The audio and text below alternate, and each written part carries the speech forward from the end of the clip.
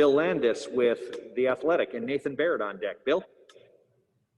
Hey, Ryan, as you've gone through the preseason here with the pads on and been able to go full contact, have you gotten any, I don't know if clarity is the right word, but any idea what your plan might be at tailback with Master and Trey? I know there was some talk about a 50-50 split before the pads went on. Did you kind of come out of it thinking the same thing? I don't know how it's going to shake. I know that we play a lot of plays, and we usually get north of 70, at least 75, sometimes 80 plays. So we're going to play multiple players. I think all the running backs have looked very good. They're starting to really run with their pads down over the last week.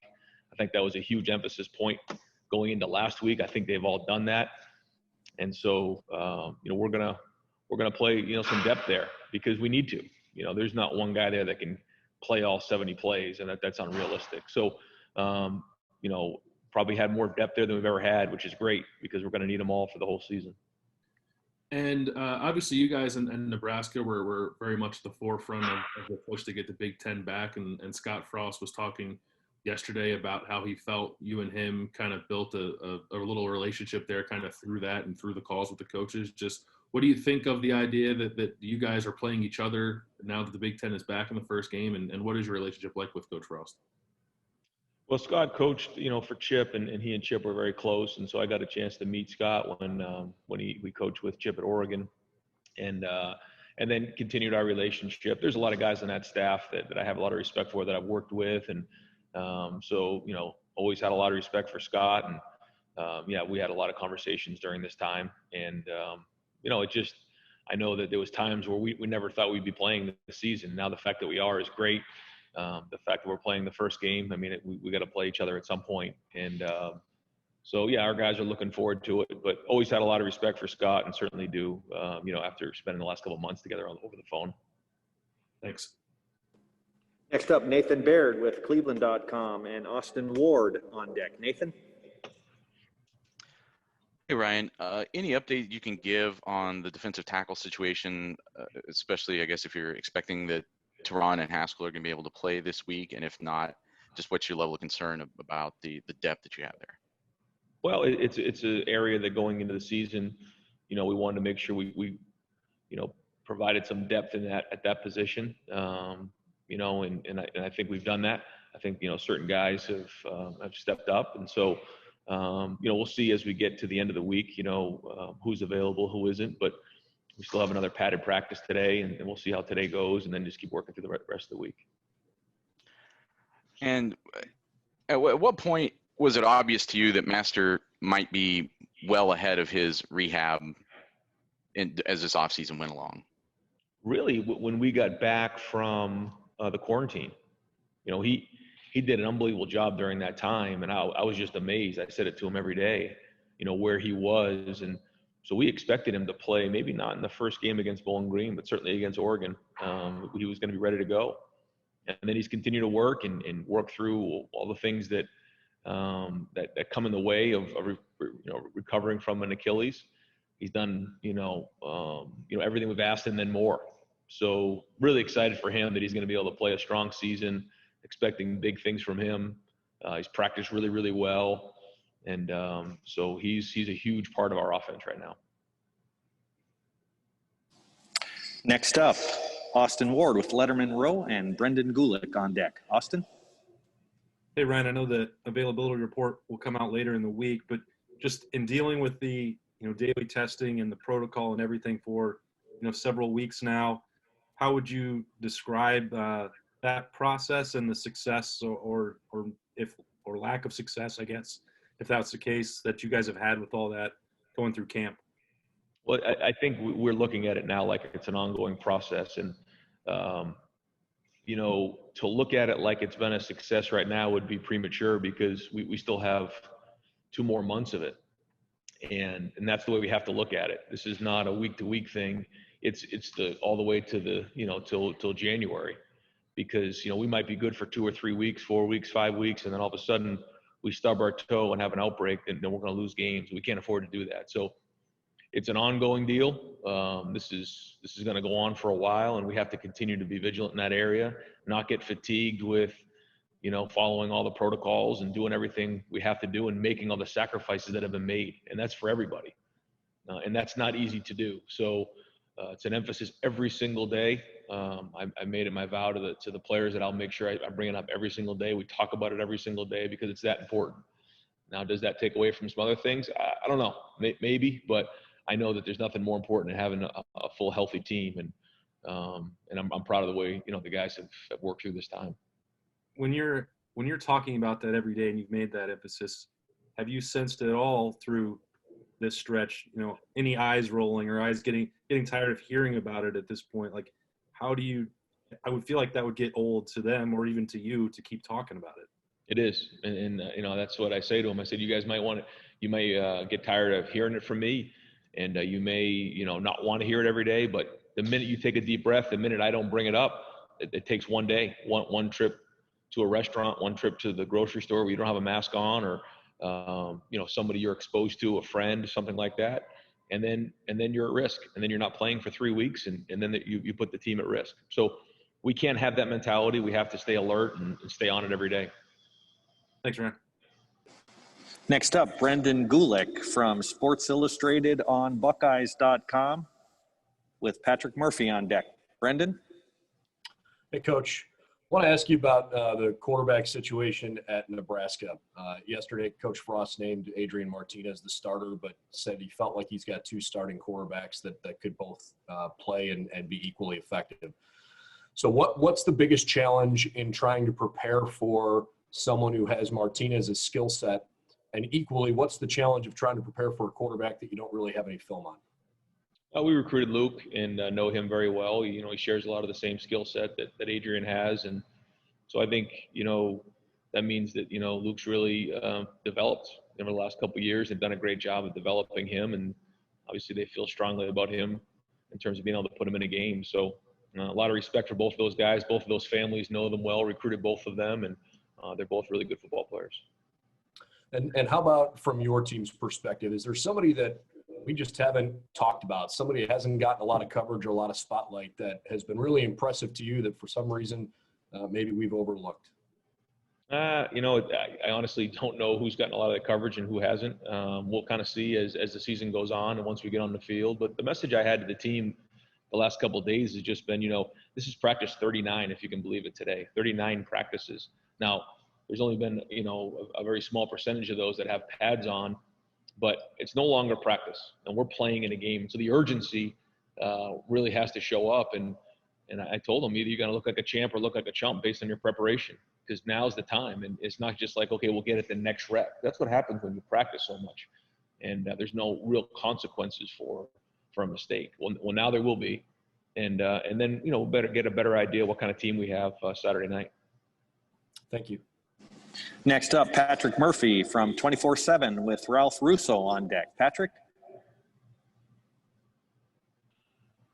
Ryan, similar to Bill's question earlier about Scott's comments yesterday, he really credited you guys, Dr. Borchers, Gene Smith, with getting this over the line. I'm curious how much you were aware of what Nebraska was doing and how much you feel like they deserve some credit for getting this season going. Oh, we were always in communication. We had weekly calls with the Big Ten where, the coaches would share what's going on with them. We'd go over different things. And then, Scott and I would have, different conversations on the side. And always kind of had a good idea what they were doing. And I think we shared a lot of the same views on things. And the number one thing was, how do we safely find a way to play this season? And I think a lot of it had to do with the communication that was had between the coaches. And so, I'm proud to say that, because of that, I think that had, something to do with all this. And, but that's behind us right now. I mean, the focus right now is playing on this game. It's here, it's on us finally. And that's really what we're spending our time thinking about. Well, on that topic, it's not often that you guys start a season against a Big Ten opponent and not have any film, especially a team like Nebraska. How do you guys handle that? Do you watch a lot of last year? What's the approach to this unique kind of situation? Yeah, going right into a conference game is a unique challenge, but the coordinators and Scott have, kind of stayed the same. So, I'm sure they've changed different things, just like we have. But, it's just one of those things where you just do the best you can to adapt in game, and that's why you practice so much, that you have contingency plans based on what you have. Because like I said, at the end of the day, it's going to come down to tackling, blocking, ball security, all the things that matter in a game, and just following the plan to win. Thank you. Next up, Ralph Russo from the Associated Press with Tim May on deck. Ralph? Hey, Ryan, good to see you. My question sort of plays off of what Austin asked you about the protocols and sort of hammering that message away to your team. It's a little bit of an odd question, but it's a little bit of an odd season. You know, if you had an outbreak before the season, it becomes a little easier to deal with the protocols, right? I mean, you have less players who would need to be tested. Some of those guys, you know, get out of their surveillance pool. Some of those guys are not necessarily able to be contact traced. Have you given any thought to the idea of there's this weird competitive balance issue where you almost would be better off? And I'm not saying you want this, but that a team that had struggled with the protocols, had struggled with the virus, would actually have an advantage going into the season? Well, certainly not in the Big Ten, because, you know, if you test positive and then you test positive for myocarditis, then now you're out for at least 6 weeks. So no, you know, because I know there's been a lot of people that have been in that situation throughout the conference. So no, I don't think so. And then the other thing is, after 90 days, you have to go start testing again. And so, you know, who's to say that you wouldn't get it again? And the other part of it is when you're out, it really, you know, hurts your development. You know, when you're sitting in quarantine for 10 to 14 days, and you're not doing anything, that's not good for your development as a football player. So while I understand the question, and maybe early on in the spring, that may have been a situation, but I think as we've gotten into the summer, into the fall, staying healthy is obviously the best way to do it. And if I could just ask one quick follow-up, when you mention guys who are in quarantine or isolation, is there anything you can do with them to keep them, maybe not the isolation because they actually are infected, but the quarantine kids, to keep them somewhat active? Is there any engagement you can do with them to keep them from just sitting on the couch for 14 days? Yeah, you're talking about if they're contact traced? Right.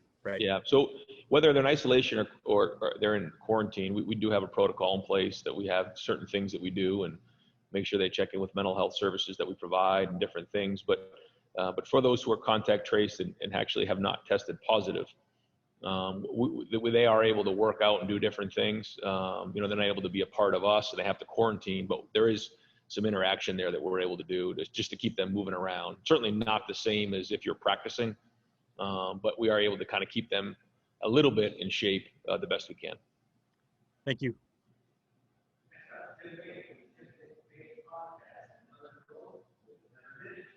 You're on mute there, Jer. Next up, Tim May from the Tim May podcast with Heather Dinich on deck. Tim? Tim, you're on mute now. I did unmute. Oh, there we go.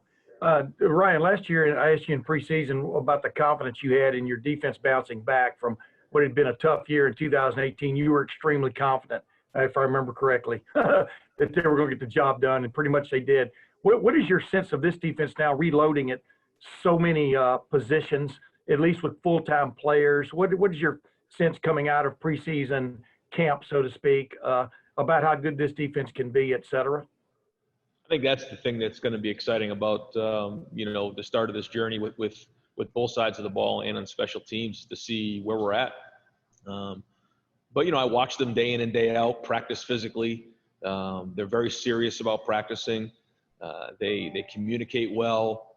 I like the physicality, the seriousness, the leadership on that side of the ball. And you know, while we have some guys, like you said, that need to be replaced on that side of the ball, I'm excited to see them play. You know, we'll see once we get into a game. But we've seen some really great things, you know, over the last couple of weeks that we're excited about, and we'll just keep going. But at the end of the day, like you said, you know, younger guys have to step up and replace some of those guys who left. Hey, give me just an example, maybe a couple of guys that people haven't seen play a lot on that side of the ball, defense, that have truly caught your eye in the last several weeks. That Maybe people haven't seen a lot. Go Yeah. ahead. I mean, I think that we'll see Saturday. We'll see how guys play. You know, there's been so many practices here, and what really matters is how they play on the field. So we'll see, but I'm really impressed with the way the linebackers, just as a whole unit, have just done a great job of communicating, diagnosing plays, seeing things, you know, running to the football.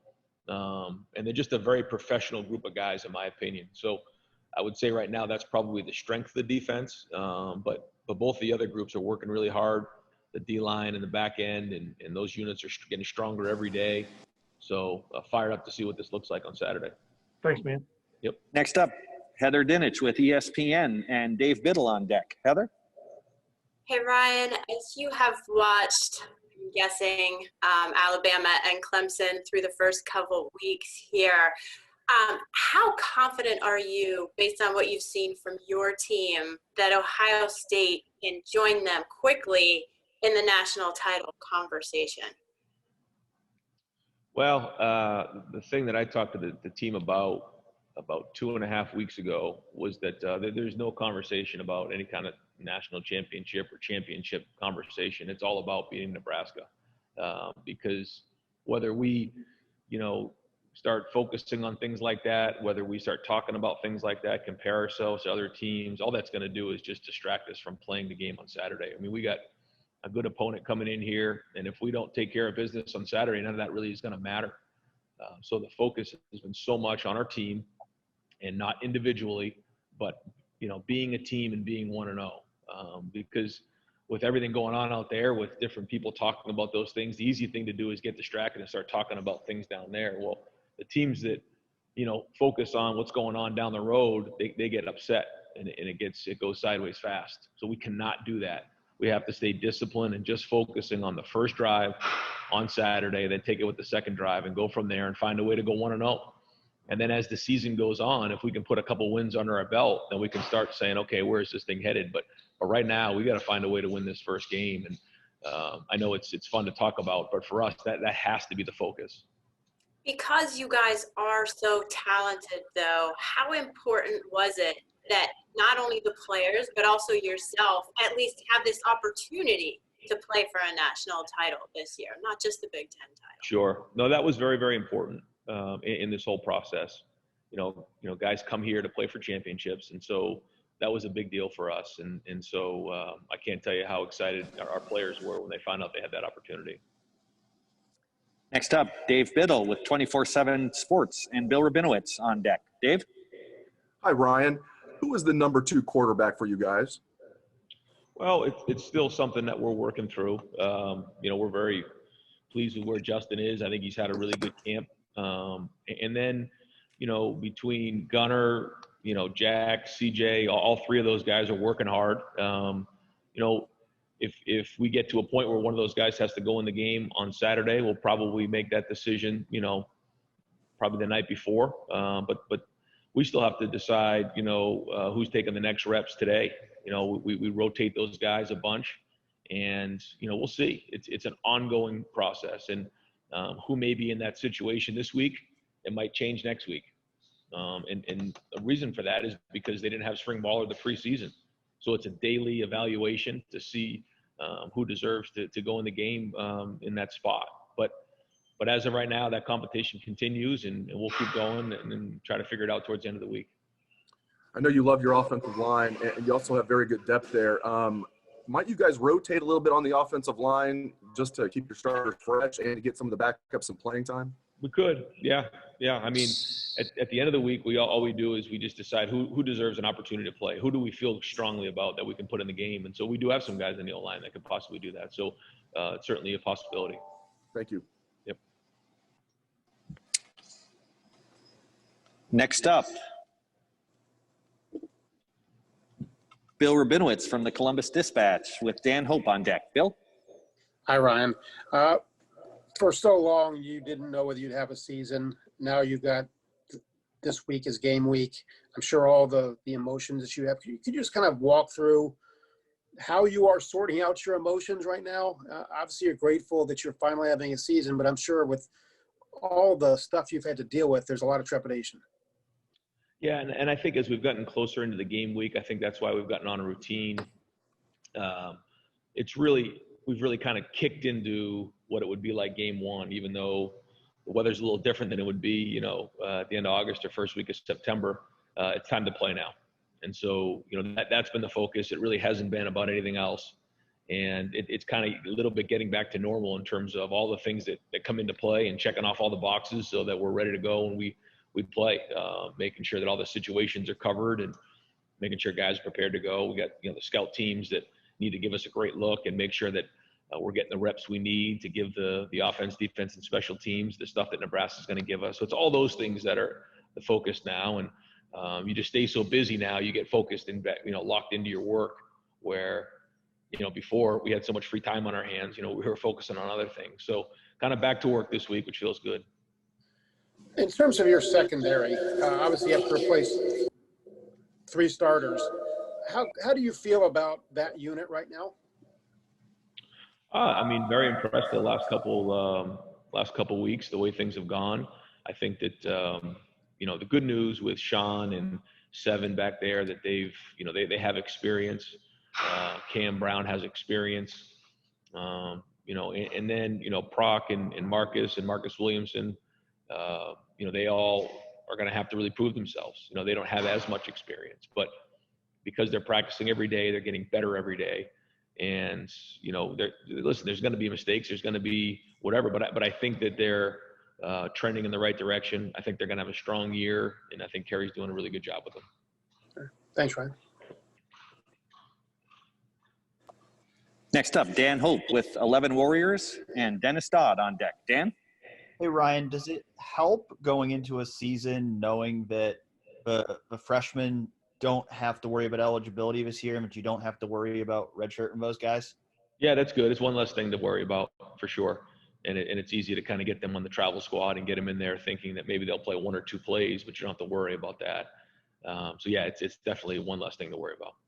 I know you've talked so much about just the need to have this depth from, the front of your roster to the back. Just where do you feel going into the season right now that you are in terms of a depth standpoint across the board? Feel decent, but want to play. I feel like it's so long since we've played a game. Sometimes you don't know.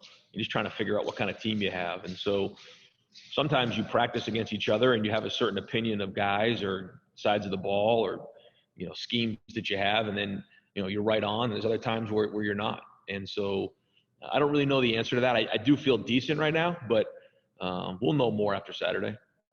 Thanks, Ryan. Yep. Next up, Dennis Dodd from CBSSports.com and Rob Aller on deck. Dennis? Hey, Ryan. Nice to see you again. You addressed it a little bit, but what level of concern do you have knowing what we all know through football to this point, that the Big Ten or anybody can get through this season 9 straight weeks without a bye and without an interruption? I don't know. I know that the testing that's put in place here has been excellent and really efficient. And so I know that really helps.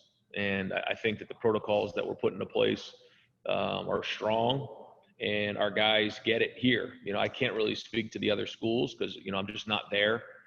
But I feel strongly that our guys are serious about this. And maybe part of it was that it was taken away and they realized that the consequence for testing positive. And so making great decisions, making great sacrifices. And we don't know what's going to come. So I can't tell you what it is, but I'm going to do everything we can to make sure we're holding up our end of the bargain. And kind of a simple question. Can you describe why there's been such, a good continuation from Urban to you to recruiting to winning to everything? If anything, there hasn't been a hiccup. Well, I think that the great thing was that I had, really learned a lot from Urban here and, kept so many things in place. Certainly we did change some things and reframe some things, but we kept a lot of the structure the same. And, I think that because of that, it was fairly seamless. I do think maybe the first couple games a couple years ago that I was able to, work through training camp and in the first couple of games with the guys, there was some confidence and credibility that was built there with some of the guys on the team. And because of that, there was confidence. And then, you just got to do the best you can to love your players And that's what our coaching staff does. And I think that they thrive off of that, and they believe in what we're doing. And I think we're recruiting really good people and really good families. I think when you look at the type of people and the character that we're recruiting, I think that's the lifeblood of this thing. That combined with the infrastructure that's here at Ohio State with Gene Smith on down, and Mick Marotti, Mark Pantoni, Ryan Stamper, so many of the mainstays that have been here, the greater part of the last decade. I think that all matters. So I think when you mix all those things together, that's what you got. But we got to keep it going, and certainly the expectations are really high every year, and we have to embrace that, which we do. Thank you. Folks, we're starting to run out of time. We'll try to get a few more in. Next up, Rob Aller from the Columbus Dispatch with Tony Girdman on deck. Rob? Hey, Ryan. It's been a bizarre 8 months. Everybody deals with it a little differently. What have you found personally has been the toughest thing for you during this time? Probably, most recently, it's just not being around my family as much. That's probably the hardest thing. And then 2 is probably just the lack of routine of not knowing what's coming next. In a world where we're so used to knowing what's coming next from a day-to-day basis, and in our world specifically, in football, it's season, it's spring, it's recruiting, it's preseason, it's summer vacation, and then we have work weeks, and it just changed so much for us, and there just hasn't been a routine. And so I think those are the biggest challenges, probably just looking back. And taking you back a few years to your teen formative years, what was Nebraska football to you? I assume that was right in the wheelhouse of when they were really good, and just your thoughts on Nebraska football growing up and now. Yeah, no, remember it really well, watching them play for national championships and being a powerhouse, and one of the greatest traditions in all of college football. And so nothing but respect. A lot of great players have come before, and certainly Scott was one of them. Guys, I'm going to ask that we just keep our questions to 1 because we've got a few more people that I want to try to get on. So next question up will be for Tony Girdman with Buckeye Scoop, and Stephen Means on deck. Tony? Hey, Ryan, you mentioned the linebackers. I'm wondering how you feel the transition for Baron Browning has gone. What have you seen from him, and what does he give you there at the stand? Well, he gives us experience, which matters, especially going into a conference game, first game of the year. But he also brings a lot of versatility to the table. He's got great speed, and he can really run the ball well. He's strong. He's powerful, and so I think all of those things combined. Next up, Stephen Means with Cleveland.com and Mitch Stacy on deck. Stephen? Hey, Ryan, I know you returned Josh Myers and Wyatt Davis on the interior, but it just looks like Harry Miller is going to be that other guy on the interior. Just talk about, his progression over the last 2 years. Yeah, Harry's done a really good job, right from the jump. He came in at center. He's now playing guard. And, I think both of those positions, he's done a good job. He's learned the calls. One of the hardest things to do is come in as a young freshman to play center. And but it really helps because you understand the protections, you understand the calls and the run game, and so he did that last year, and then he got stronger and did a great job in the offseason of changing his body, getting stronger, and then the last couple months has done a good job of stepping in there and making sure that his game is where it needs to be in terms of playing for a Big Ten championship. So it's still everybody's still in a work in progress. We're still getting there, but he's done some really good things over the last calendar year. Next up, Mitch Stacy with the Associated Press and Joey Kaufman on deck. Mitch? Hi, Rob. You lost your non-conference games. You're charging right into the Big Ten conference play. What do you expect the level of play is going to be in the beginning? Well, my expectation is that the level of play is strong. That's why we've been practicing.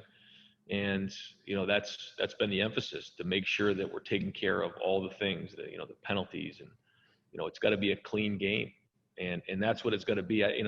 We start talking about, scoring X number of points or, holding to a shutout. We can't do that.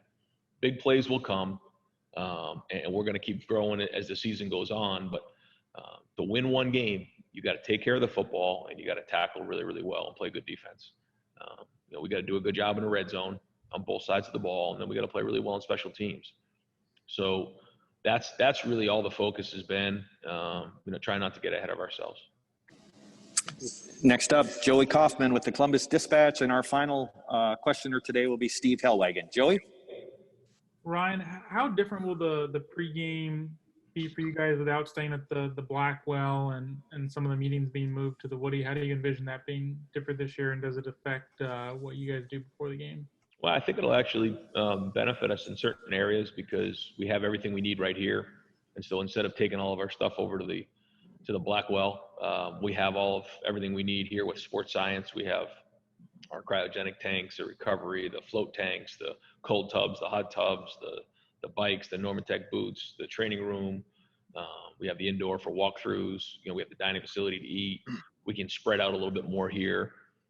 So I think, the utilization of the Woody Friday night and before the game, as we'll kind of get ready here a little bit and then head over on the bus. There's certain aspects that'll actually be more efficient. And final questions today come from Steve Hellwagon with 24/7. Steve? Yeah, Coach. Only thing I have is just about right tackle. It sounds like Stephen Means covered the other spot. Nicholas Petit-Ferrer, Paris Johnson, DeJuan Jones. How did those guys shake out? And are you expecting one of them to be the opener at that position? I mean, all three of them are going to play one way or another. I think right now Nick, is going to be the starter at right tackle. He's done a really good job. He's worked really hard in the off season, and so we'll kind of see as the season goes on and where it goes. But very impressed with what he's done. Again, turns putting on weight, changing his body, and then the way he's practiced over the last couple of weeks. Thank you. Thank you, Coach. Thank you, Coach, for joining us. Appreciate it.